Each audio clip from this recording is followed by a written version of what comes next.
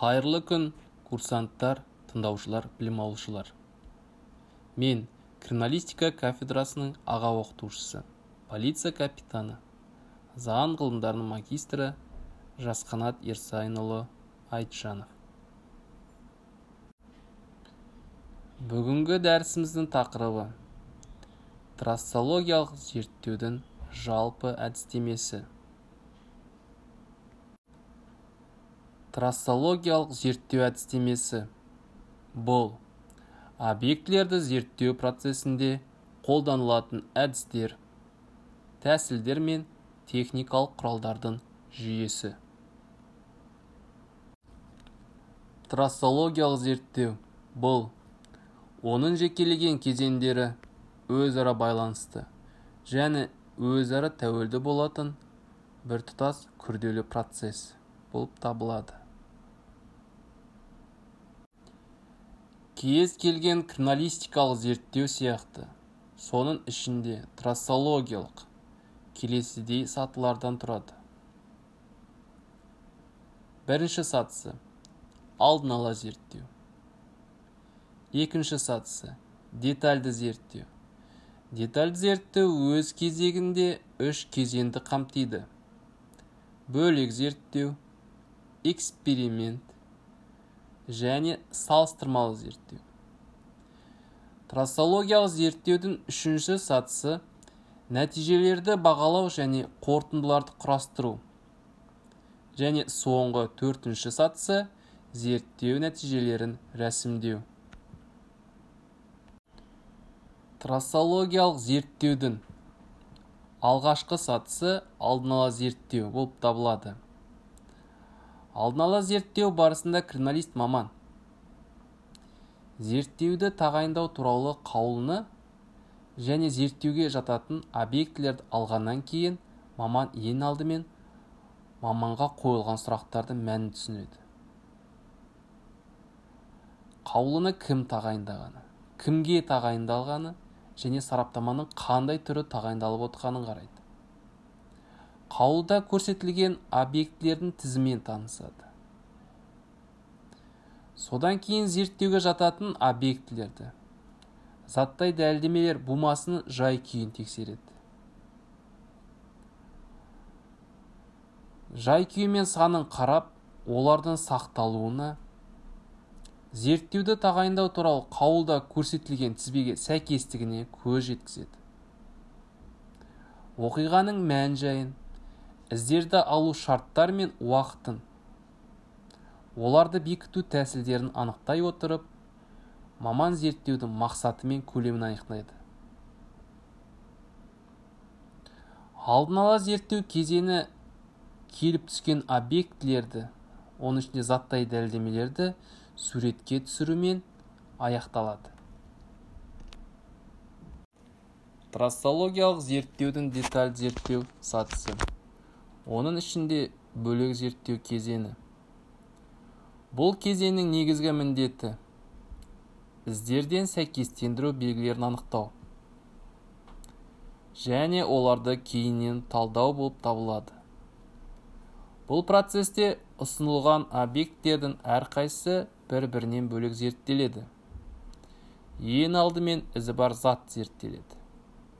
Одан кейін іздің өзі. Содан кейін болжамды із түзуші объект зерттеледі.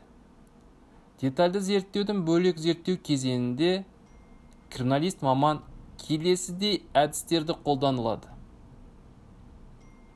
Бірінші келіп түскен объектіні бақылайды. Зерттеуге түскен объект бақыланғаннан кейін оның түсі, түрі, пішіні толық бақылауға алынады. Содан кейін зерттеуге түскен объектінің параметрлері өлшенеді: ұзындығы, ені және биіктігі. Бақыланғаннан кейін, өлшенгеннен кейін маман криминалист зерттеуге түскен объектіні сипаттайды. Сипаттау кезінде объектіде көрініс тапқан жалпы және жеке белгілері толық сипатталуы қажет.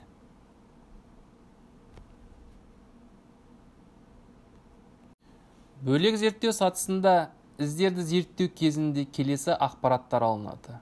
Оның нысаны, формасы, өлшемдері, көрсетілген рельефті зерттеу деректері негізінде із қалдырған объектінің топтық тиістілігі туралы шешім шығарылуы мүмкін. Маман-криминалист бөлек зерттеудің қорытындысында анықталған белгілерге баға береді. Із түзуші объектінің топтық тиістілігі туралы және ол бойынша із түзуші объектіні сәйкестендіру үшін іздің жарамдылығы немесе жарамсыздығы туралы алдын ала тұжырымдар жасалынады. Сонымен қатар бөлек зерттеу сатысында зерттеуге түскен объекті бумадан алынғаннан кейін детальді фотоға түсірілуі қажет.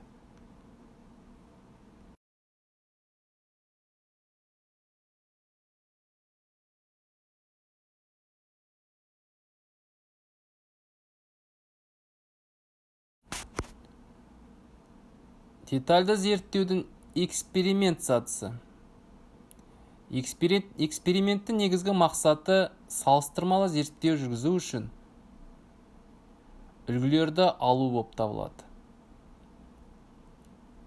Эксперименттің негізгі міндеттері біріншіден ізді қалыптастыру механизмін анықтау. Екінші, белгілер кескінінің тұрақтылығын тексеру болып табылады. Үшінші, салыстырмалы зерттеу үшін іздің үлгілерін алу болып табылады. Трассологиялық зерттеудің объектісі ретінде келген із көлемді немесе желілік болса, экспериментте жүргізу соған сәйкес бейімделеді. Мысалы, салыстырмалы зерттеу жүргізу үшін көлемді іздерді алу үшін гипсті көшірме немесе оны алмастыратын силиконды қолдануға болады. Ал желілік іздерді алу үшін, ол желілік іздер дегеніміз динамикалық, олардың көшірме бедерлерін алу үшін динамикалық іздердің үлгілерін дайындау қажет. Салыстырмалы үлгілер алу кезінде бірнеше салыстырма үлгілер жасалынады. Салыстырмалы үлгілердің ішінде жалпы және жеке белгілері айқын кескінделген, сапасы жағынан жоғары алынған салыстырмалы үлгілер салыстырмалы зерттеу үшін іріктеліп алынады. Детальді зерттеудің салыстырмалы зерттеу кезеңі. Салыстырмалы зерттеу процесі әдетте екі сатыдан тұрады. Бірінші сатысы зерттеу объектілерінің сәйкес келетін жалпы және жеке белгілерін салыстыру. Зерттеу объектілерінің бірінші сәйкестендірілетін жалпы белгілеріне зерттеуге келіп түскен ізбен салыстыратын үлгінің формасы, пішіні, өлшем бірліктері салыстырылады.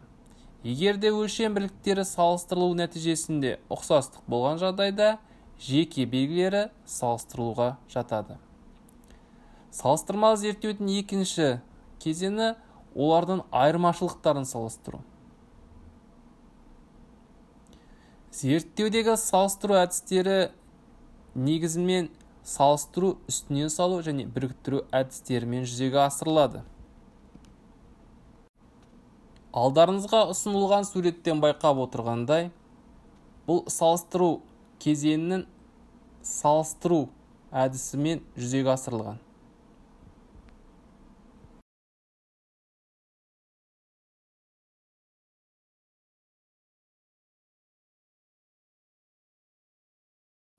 Салыстыру келесідей жүзеге асырылады. Зерттеуге келіп түскен ізбен көшірмесі із түзуші объектімен немесе оның экспериментальды ізімен салыстырылады. Салыстыру барысында біріншіден жалпы белгілері, содан кейін жеке белгілері салыстырылады. Салыстыру белгілердің нысаны, зерттеуге түскен объектінің формасы, пішіні салыстырылады. Одан кейін олардың өлшем бірліктері салыстырылады.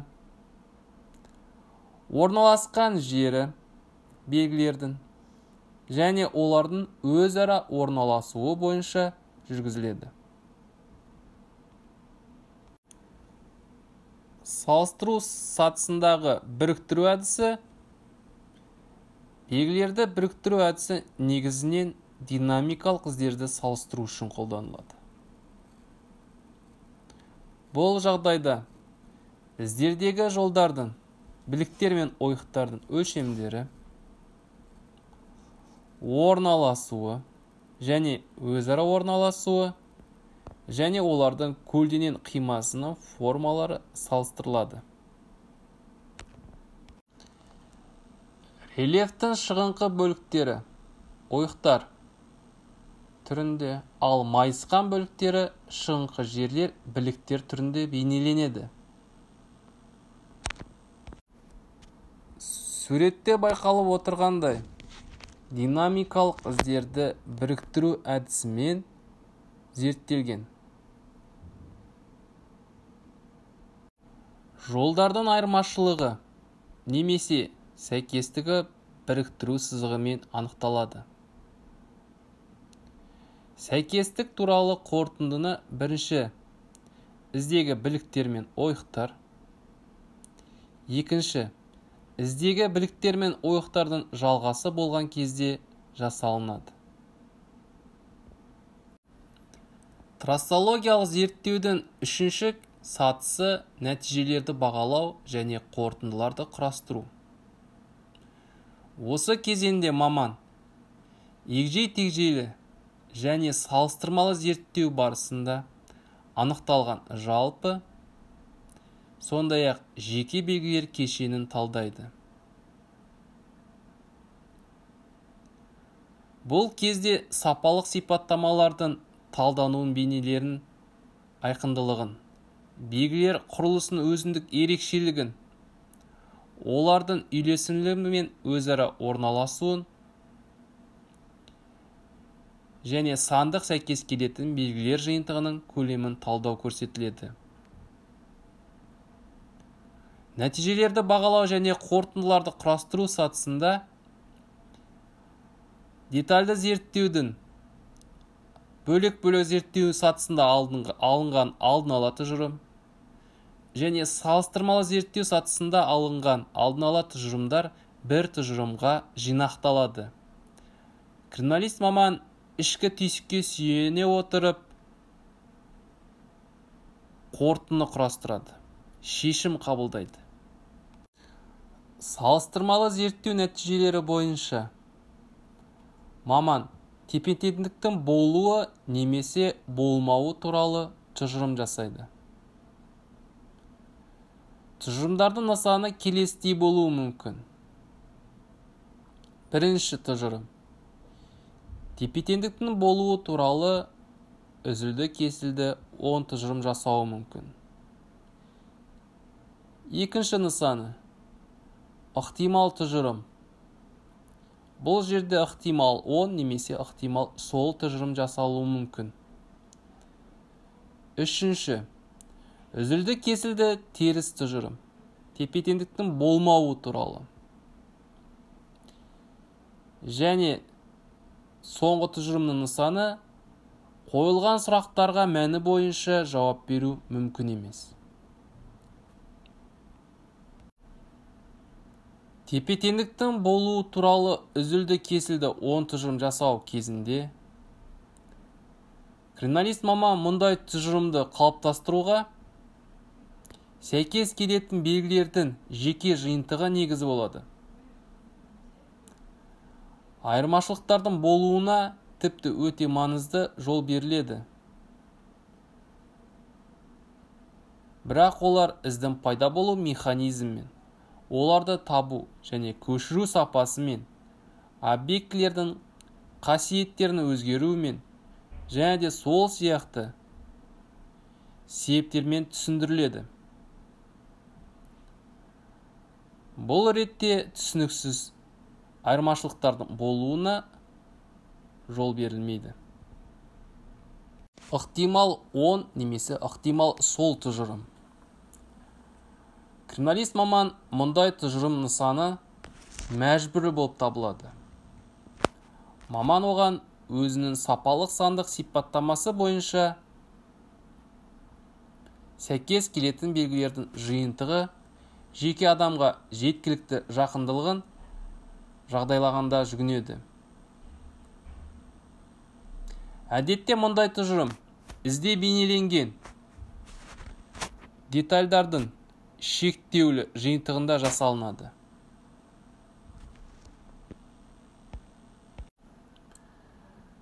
Үзілді кесілді теріс тұжырым, тепе-теңдіктің болмауы туралы.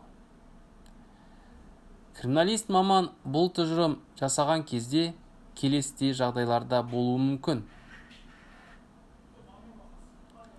Жалпы топтық белгілердің айырмашылығы. Жеке белгілердің елеулі айырмашылықтары кезінде ортақ белгілердің сәйкес келуі.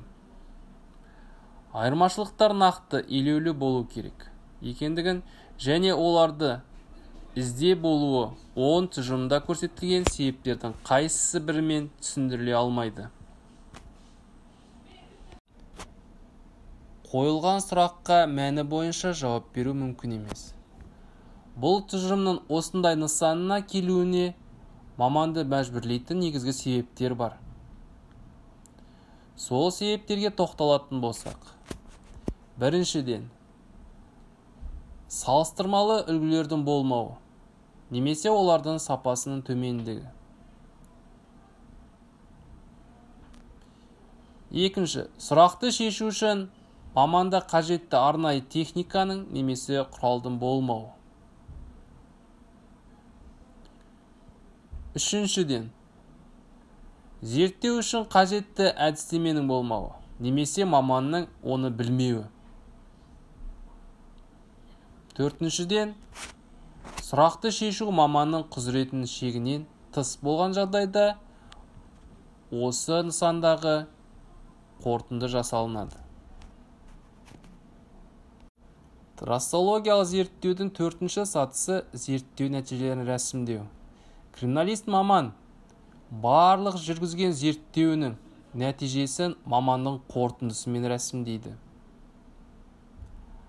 Маманның қорытындысының мазмұны Қазақстан Республикасының қылмыстық процестік кодексінің талаптарына сәйкес келуі қажет. Зерттеудің барлық кезеңдері. Зерттеу жүргізу барысында қолданылған әдебиеттері. Объектілерді суретке түсірудің тәсілдері мен жағдайы. Пайдаланылған әдістемелік және анықтамалық материалдардың тізімі көрсетілуі қажет. Сондай-ақ зерттеу барысында қолданылған техникалық құралдар да сипатталуы тиіс. Маманның тұжырымына қосымша ретте иллюстративтік материалдардың фототаблицасының болуы міндетті. Фотокестеге буманың және оның детальдарының фотосуреттері жапсырылады, немесе орналастырылады. Салыстырмалы зерттеуді иллюстрациялау үшін фотосуреттердің масштабы бірдей болуы тиіс. Сол жағында іздің суреті, ал оң жағында ізтаңба болады. Егер фотосуреттерде сәйкес келетін белгілерді белгілеу жүргізілсе, онда бақылау фотосуреттерін белгілеусіз орналастыру қажет.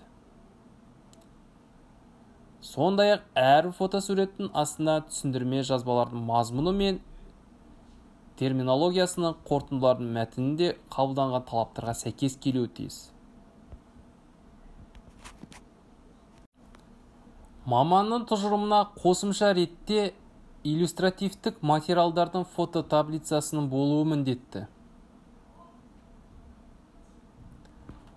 Фотокестеге буманың және оның детальдарының фотосуреттері жапсырылады немесе орналастырылады. Салыстырмалы зерттеуді иллюстрациялау үшін фотосуреттердің масштабы бірдей болуы тиіс. Сол жағында іздің суреті, ал оң жағында ізтаңба болады. Егер фотосуреттерде сәйкес келетін белгілерді белгілеу жүргізілсе, онда бақылау фотосуреттерін белгілеусіз орналастыру қажет. Сондай-ақ әр фотосуреттің астына түсіндірме жазбалардың мазмұны мен терминологиясының қорытындылардың мәтінінде қабылданған талаптарға сәйкес келуі тиіс. Сәйкес келетін белгілерді белгілеу үшін қызыл бояу, айырмашылықтары үшін көк бояу қолданылады. Белгілеуді жіңішке сызықтармен, яғни олар бір-бірімен өзара қиылыспайтындай етіп орындайды. Белгілердің сандық көрсетулері фотосуреттердің жиектеріне сағат тілі бойынша бірізділікпен орналастырылады. Фотокестенің әрбір парағының соңында міндетті түрде оны орындаған, құрастырған журналист маманның тегі көрсетіліп, қолы қойылады. Назарларыңызға рахмет.